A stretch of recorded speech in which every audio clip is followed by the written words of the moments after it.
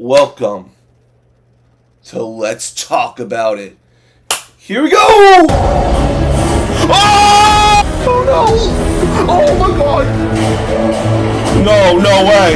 Oh! It's Superdome! Oh, look at these fights!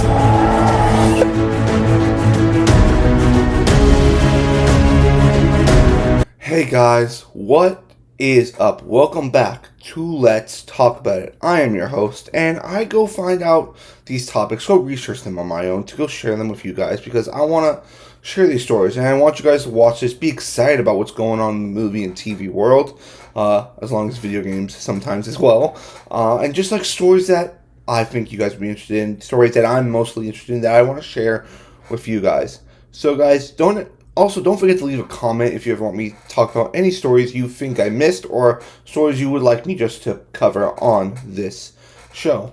But with all of that out of the way, make sure you comment on this video, like and subscribe as well. Do all that stuff. Make sure you hit the little button. There's gonna be a little button right here. You're gonna go boop boop, hit subscribe. It just helps with the channel a little bit. All you gotta do is hit that, and you're helping me out big time. But with all that out of the way, let's move on to our first topic here today, and that is this. There's a lot of Spider-Man news going around this last few weeks, more so last month, with Spider-Man 4's new director, with Venom, how Venom and Spider-Man might be the ideal team up for Spider-Man 4, but, there's another thing that's possibly going on. If you guys don't know, Marvel Studios and Sony have this special deal which allows Marvel to use Spider-Man in their MCU projects, but Sony still has the right to kind of make everything, all the money from that movie, and just kind of still release it under the Sony banner, not the Disney banner, but more so the Sony banner. And about I think 2 years ago, the deal was just reshaped, and now I think we're about to get to the point where we're going to have to renegotiate another deal to keep Spider-Man in MCU. Well, according to comicbookmovie.com, there might be some good and some bad going on with this new Spider-Man deal. According to them, Spider-Man, some big changes are supposedly being made to Marvel Studios' deal with Sony Pictures. Now, this article goes on and kind of goes through the history of how they got Tom Holland in MCU, how they made this deal possible. And really, this is a rumor, of course. This is coming from someone called the Geeky Cast, so not a Deadline, Variety, Hollywood Reporter.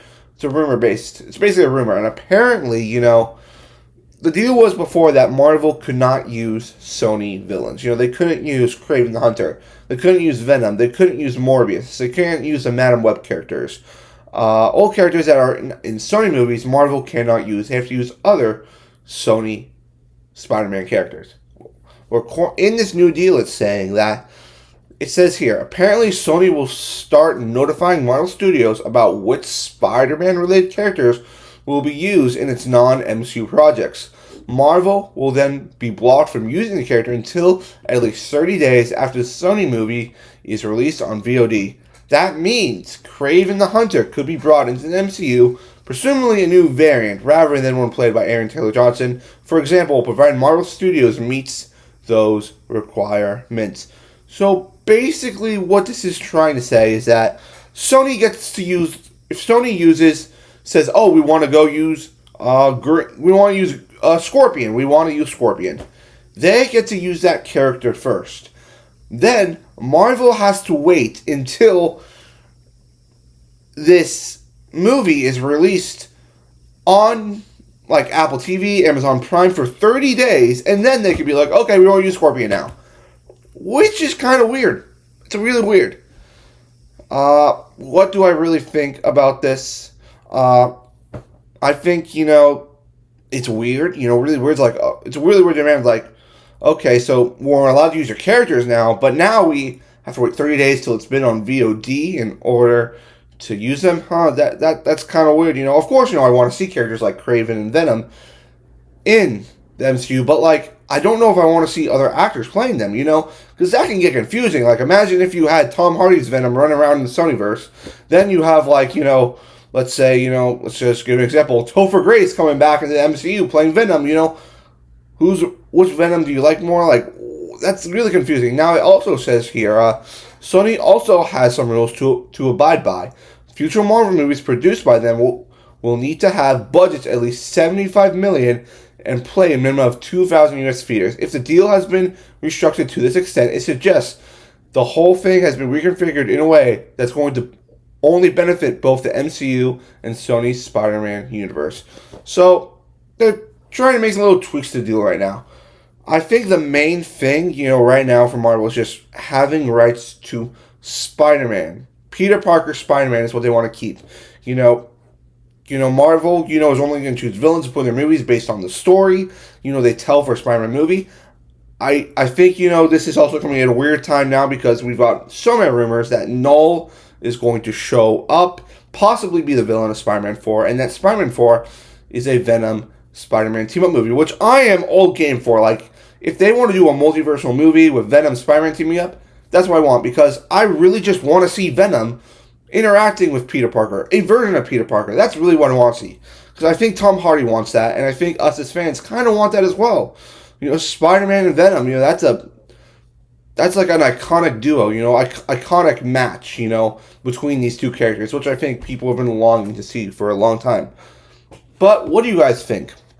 What do you think about these changes to the new deal between Marvel Studios and Sony Pictures? Do you think this is legit, or do you think this is like, kind of like maybe rumor and kind of not really real? But leave your comments down below, and let's move on to our second topic here today. And that is this. Penguin. I got to check out the first episode of Penguin. It is up right now on the channel. And I absolutely loved it. I loved it.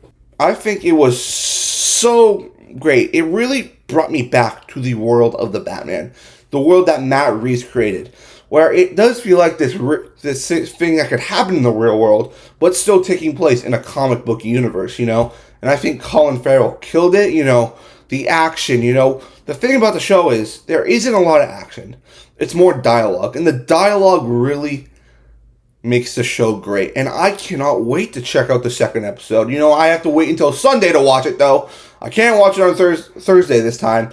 But I'm thrilled to excited. And apparently a lot of people watch this because according to Variety, The Penguin opens to 5.3 million viewers across platforms in first 4 days. Now that 5.3 million might not seem a lot, to some of you, but let's go over the numbers. So we're going to make some comparisons here. So The Penguin debuted 5.3 million in 4 days. Let's look at some other big HBO shows. Succession, another really huge HBO show. That season finale only drew in 4.9 million. The White Lotus, a very also big show. The premiere of that show, its second season, nabbed 4.1 million. Now, it does fall behind True Detective Night Country, which nabbed 5.7 million viewers. But the thing about it is this 4 days has been the biggest Max have had in viewers since The Last of Us in January 2023. Now, usually when this happens, guys, week by week, viewers go up. Word of mouth gets around saying that this show is something you need to tune into. And I believe this is a show, if you guys have not tuned into the show, if you're like, I don't really want to watch a comic book show, this show is not a comic book show, in my opinion. It's set in a comic book world in the Batman, but it is a crime show. It's about rising the ranks in a mafia family. It's about gangs. It's really got that Sopranos feel to it. But also it takes place in Gotham City. So if you're a fan of Batman, you're gonna get some, DC references like Arkham Asylum and Blackgate, and some familiar names showing up. I think this is a must-tune-in show. Just how kind of The Last of Us was like something you just had to be there and experience. I think this is another one of those. And don't forget, guys, HBO is the premier place where series take off. You look at the series HBO has made to Game of Thrones, The Last of Us, The Sopranos, Succession. These are Emmy-nominated shows. Shows that have killed, that have their fan bases. I think this is a great way to get also us comic book fans back into the Batman world.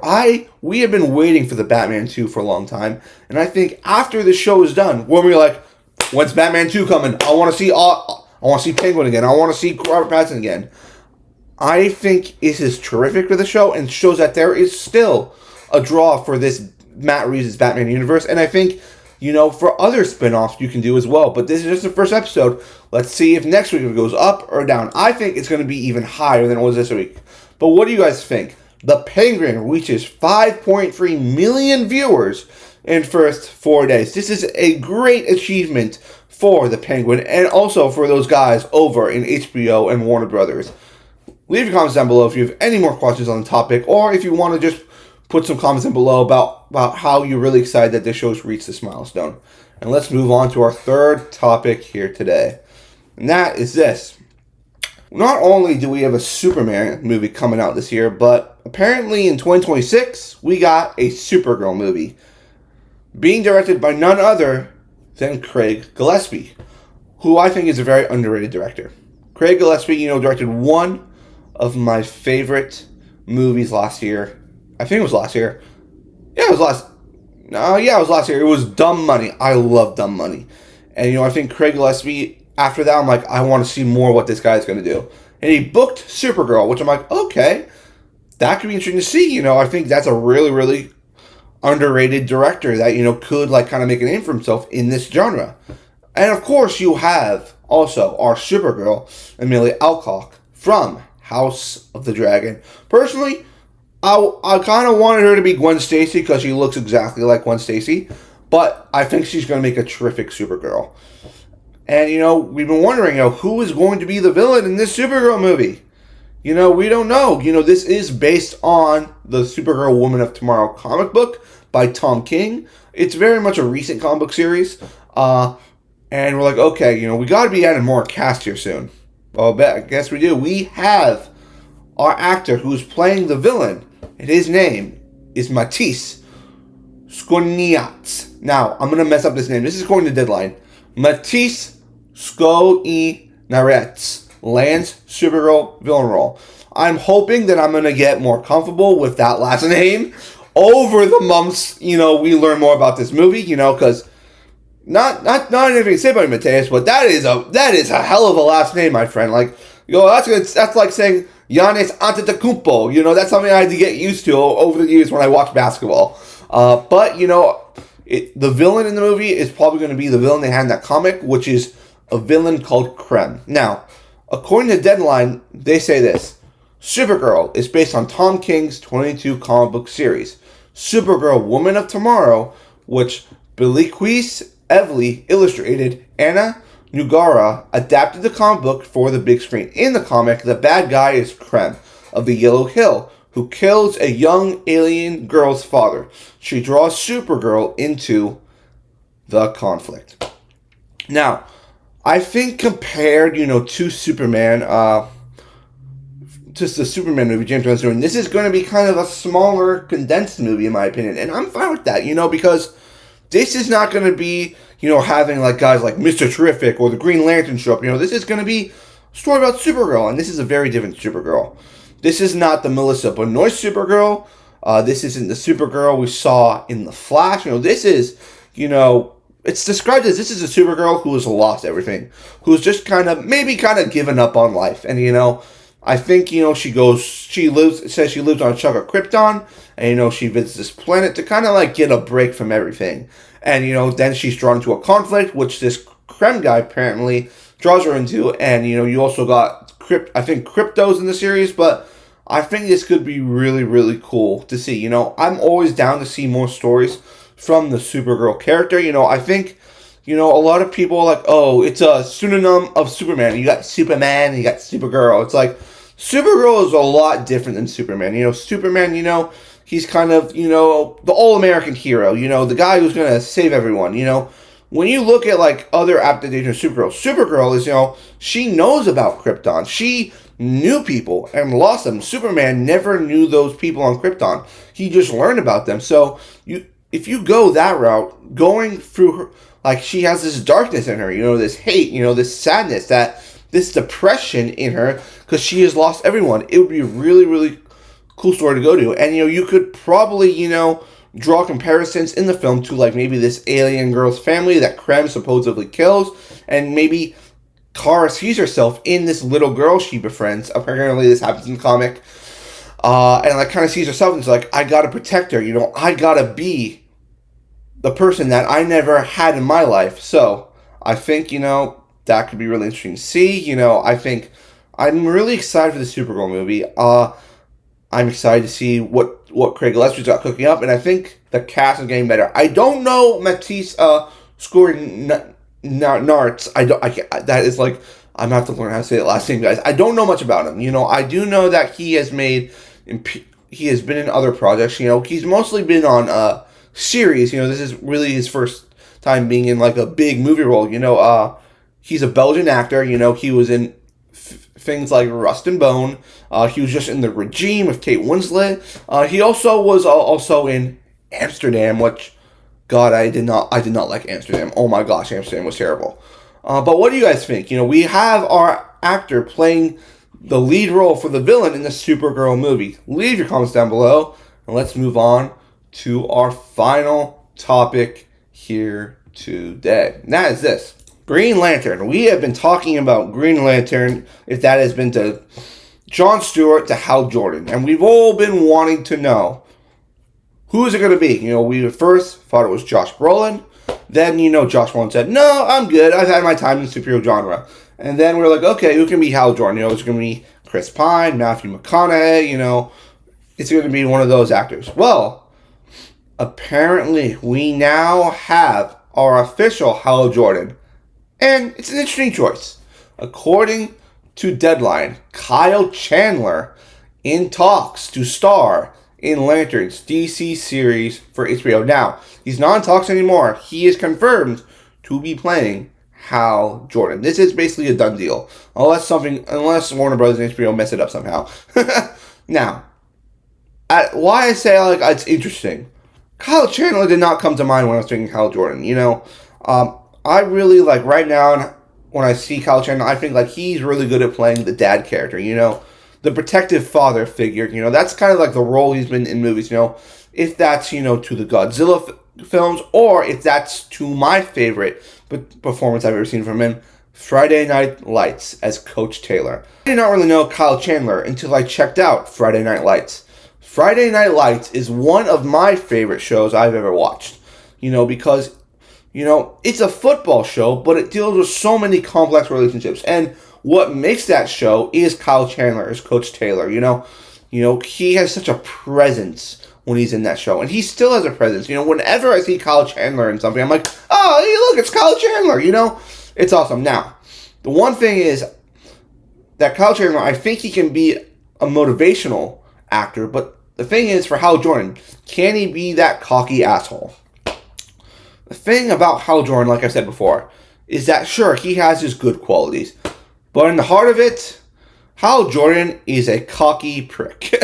That's who he is. He thinks, he can do everything on his own. You see it in the media we've seen in the Green Lantern, anime movies, he's always trying to pick up girls. He's always making Carol Ferris, mad over something, and he thinks, he always feels like he has something to prove.